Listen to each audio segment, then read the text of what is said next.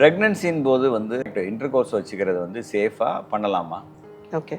So pregnancy வந்து period of ப்ரெக்னென்சின்னு எடுத்துட்டோம் அப்படின்னா very early stages of pregnancy and later stages of pregnancy இந்த டைமில் மோஸ்ட்லி வந்து காண்டாக்ட் வச்சுக்கிறது அவ்வளோ சேஃப் கிடையாது.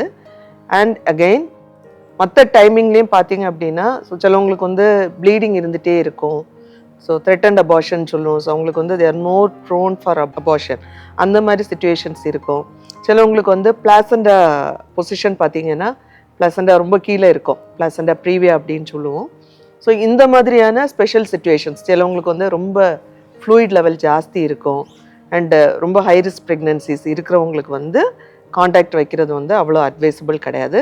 But what ever maybe in general contact வைக்கல அப்படிங்கிறத விட ஒவ்வொருத்தரோட பாடி கண்டிஷன்ஸை பொறுத்து அவங்களோட கன்சல்டிங் கைனகாலஜிஸ்ட் அட்வைஸ் கேட்டுட்டு அவங்க என்ன சொல்கிறாங்களோ சேஃப்னு சொன்னால் ஆப்வியஸ்லி அவங்க வந்து காண்டாக்ட் வச்சுக்கலாம்.